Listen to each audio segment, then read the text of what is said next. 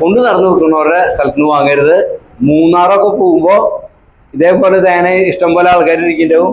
നിങ്ങൾ ഒരു കർഷക അവരെ നിന്ന് മേടിക്കരുത്. സൊസൈറ്റികളുണ്ട് അവരുടെ മൂന്നാറിലൊക്കെ ആദിവാസികളുടെ സൊസൈറ്റികളുണ്ട്. അത് ഗവൺമെന്റ് എയ്ഡോട് കൂടിയിട്ട് നടത്തുന്നതാണ്. ഗവൺമെന്റ് ട്രെയിനിങ് കൊടുത്തിട്ടാണ് അവർ ചെയ്യുന്നത്. പണ്ട് ആദിവാസികൾ തേനെടുത്തിട്ട് അവർ അറ പിഴിയുന്നത് എന്തിനാ അറിയോ? എന്തിനായിരിക്കും അവർ അറ പിഴിയുക? ആ അറ അവർ പിഴിയും. അവർ തുണിയിലിട്ടിട്ടാണ് പിഴിയുക. അവരെന്ത് തുണിയില മിക്കവാറും പിഴിയുക? അവരെടുത്ത് പോകണം. അത് ഓർത്തുണ്ടില്ലേ? ഏത് നേരം കൈ തുടച്ച അതിലൊരു മാതിരി അഴുക്കയിലോ ആ സാധനത്തിലിട്ടിട്ടാണ് അവർ പിഴിഞ്ഞ് എടുക്കുക. ഇതൊന്നും നമ്മളറിയില്ല. അത്രയും മാലിന്യമായിട്ടുള്ള ഒരു കാലഘട്ടത്തിലാണ് അവർ അത് എടുത്തിരുന്നത്. ഇപ്പോൾ ഗവൺമെന്റ് ക്ലാസ്സുകളും കാര്യങ്ങളൊക്കെ നടത്തിയിട്ട് അവർക്ക് എക്സ്ട്രാക്ടറും കാര്യങ്ങളൊക്കെ പ്രൊവൈഡ് ചെയ്ത് ഫ്രീ ആയിട്ട് പ്രൊവൈഡ് ചെയ്ത് നല്ല തേനുകൾ എടുത്ത് അവർ സൊസൈറ്റി വഴി വിൽക്കുന്നു. എന്നാ ഗാദിയിൽ അങ്ങനെയുള്ള സ്ഥലത്തുനിന്ന് മേടിക്കുന്ന പറഞ്ഞത്. ഗവൺമെന്റ് ഏജൻസികളൊന്നും ഗവൺമെന്റ് സൊസൈറ്റി വനമാല എന്നൊക്കെ പേര് പറഞ്ഞിട്ട് അവർ ആദിവാസികൾക്ക് വേണ്ടി അത് ഗവൺമെന്റിന്റെ ഇതാണ്. അങ്ങനെയുള്ള സ്ഥലത്ത് നിന്ന് മേടിക്കുക. ഒരു കാരണവശാലും കൊണ്ട് നടന്ന് വിൽക്കുന്ന ആൾക്കാർ ഈ അട കാണിച്ചിട്ട് ടീച്ചറെ കാണിച്ചിട്ട് കൊണ്ട് നടന്ന് വിൽക്കുന്ന അവരൊന്നും മേടിക്കാനേ പാടില്ല.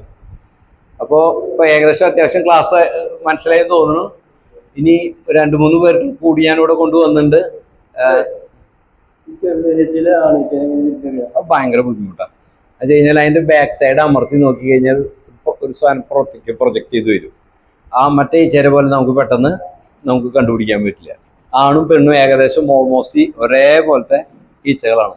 ഇനി ആർക്കെങ്കിലും എന്തെങ്കിലും ഡൗട്ടുകൾ?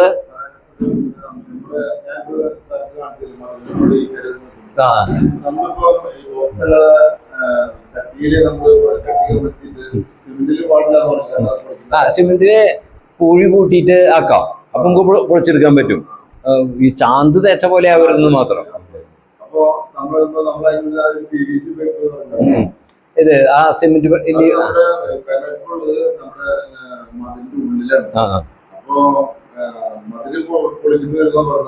അല്ല ഇങ്ങനെ ഒരു ഭാഗം പുറത്തേക്ക് ഉണ്ടാ.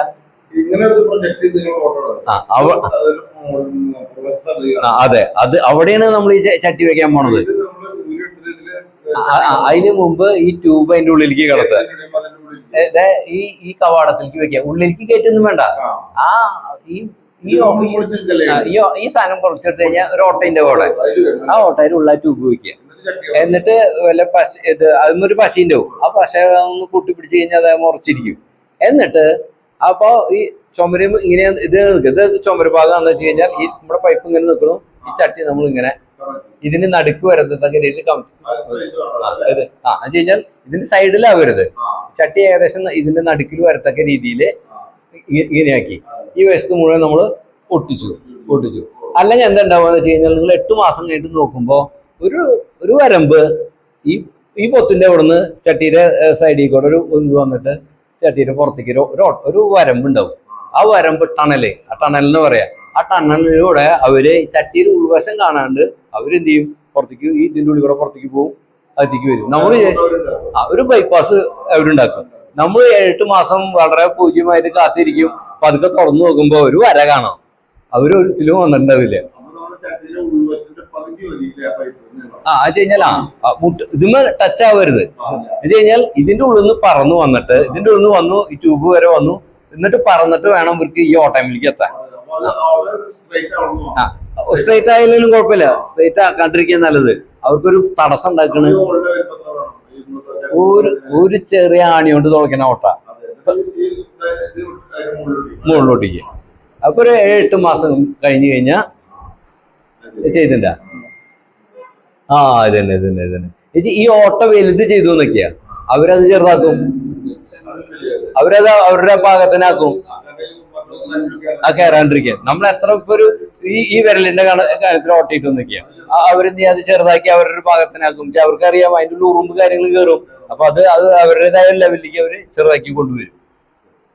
ഇനി ആർക്കെങ്കിലും എന്തെങ്കിലും ചോദിക്കുകയാണെങ്കിൽ ചോദിക്കാം, അല്ലെങ്കിൽ നമുക്ക് ക്ലാസ് അവസാനിപ്പിക്കാം. അപ്പൊ ഇതുവരെ കേട്ടിരുന്ന എല്ലാവർക്കും ഏറെ സ്നേഹത്തോടെ നന്ദി പറയാണ്. ഇവിടെ എന്നെ ക്ലാസ്സിലേക്ക് ക്ഷണിച്ച നിങ്ങളുടെ അഗ്രികൾച്ചർ ഓഫീസർക്കും മറ്റുള്ള കൃഷി ഉദ്യോഗസ്ഥർക്കും എല്ലാവർക്കും ഞാൻ ഏറെ ഒരു മിനിറ്റ് അപ്പൊ നന്ദി പറഞ്ഞുകൊണ്ട് നിങ്ങൾക്ക് ഈ ക്ലാസ് വളരെ ഉപകാരപ്രദമാവട്ടെ. നിങ്ങൾക്ക് ഇനി എന്തെങ്കിലും ഡൗട്ടുകൾ ഉണ്ടെങ്കിൽ എൻ്റെ ഫോൺ നമ്പർ ആവശ്യമുള്ളവർക്ക് എഴുതിയെടുക്കാം. രാത്രി സമയത്ത് വിളിക്കുകയാണെങ്കിൽ ഞാൻ കാര്യങ്ങൾ പറഞ്ഞു തരാം. ഭൂരിഭാഗം ഫോണിൽ കൂടെ ആയിരിക്കും സഹായം ഉണ്ടാവാൻ സാധ്യതയുള്ളൂ. എന്ന് കാരണം വെച്ച് കഴിഞ്ഞാൽ ധാരാളം കൂടുകൾ എനിക്ക് പരിപാലിക്കാനുള്ളത് കൊണ്ടും പല സ്ഥലത്ത് കൂടുകൾ വെച്ചിട്ടുള്ളത് കൊണ്ടും ഞാൻ അങ്ങോട്ടും ഇങ്ങോട്ടൊക്കെ ഇപ്പോൾ യാത്രയിലായിരിക്കും. അപ്പോൾ അതുകൊണ്ട് വന്ന് ചെയ്തു തരണം എന്ന് പറഞ്ഞാൽ അത് വലിയൊരു ബുദ്ധിമുട്ടാകും. പറഞ്ഞ് ഫോണിൽ കൂടെ അത്യാവശ്യം കാര്യങ്ങളൊക്കെ പറഞ്ഞു തരാം.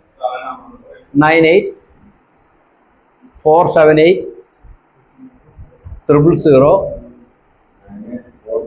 9847800093